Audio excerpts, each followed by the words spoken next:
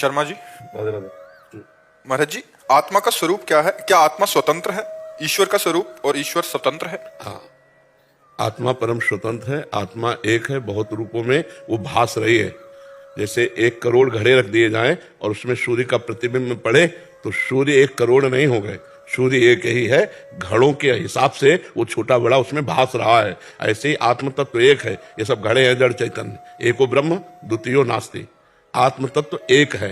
अनेकता की भासता जो है, इसी अनेकता को जो है मिटा दे, वही महात्मा है, वही विद्वान है, वही ज्ञानी है। जो ये मिथ्या भ्रम हो गया नानात्व में, ये नानात्व का भ्रम मिट जाए तो अनुभव हो जाए कि आत्मा एक है। एको ब्रह्म द्वितीयो नास्ति। दूसरा क्या इसमें प्रश्न है? आत्मा स्वतंत्र है क्या? हाँ, परम स्वतंत्र, परम स्वतंत्र। ईश्वर? वही ईश्वर है, वही आत्मा है। जो आत्मा और परमात्मा में भेद मानता है वह ज्ञानी है, वह ज्ञानी है। वही एक है। मत्ता परतरम नान्यत किंचिदस्ति धनंजय। मेरे सिवा दूसरा कोई नहीं, भगवान श्री कृष्ण कह रहे हैं। उन्हीं को ज्ञानी जन ब्रह्म कहते हैं, योगी जन परमेश्वर परमात्मा कहते हैं, भक्त जन भगवान कहते हैं, प्रेमी जन लाडिले कहते हैं। वो एक ही है, दो नहीं है। एक होते हुए एको हम बहुत श्यामा, मैं एक बहुत रूपों में हो जाऊं, वही खेल रहा है, दूसरा नहीं है। वो परम स्वतंत्र है। उसको कोई शासन में, सब उसके शासन में है। उसको सब उसके शासन में है। सब क्या है? माया। माया क्या है? भ्रम। वो अपने आप में अपना शासन करता है, अपने आप में अपने आप से खेलता है और अपने आप से अपने आप का विनाश कर लेता है। समझ रहे?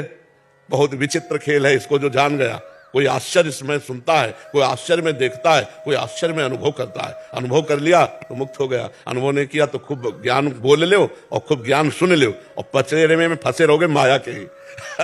ये बड़ा विचित्र खेल है माया का। ऐसा हो सकता है कि आत्मा का ज्ञान है पर बोध नहीं है।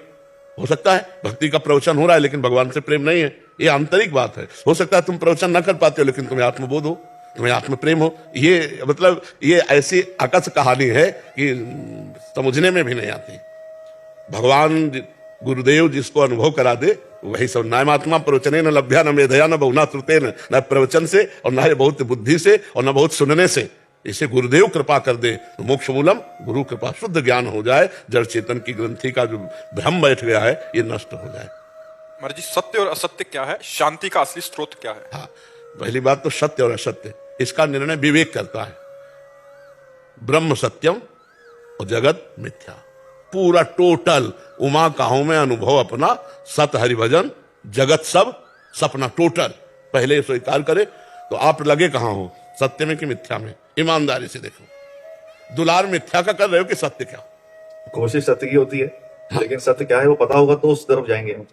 नहीं पता तो गुरु है, सबको पता है। देखो भगवान इतना ज्ञान तो सबको दे। अगर कोई मर गया हो पड़ोस में और रो रहा हो और आपसे कहा जाए थोड़ी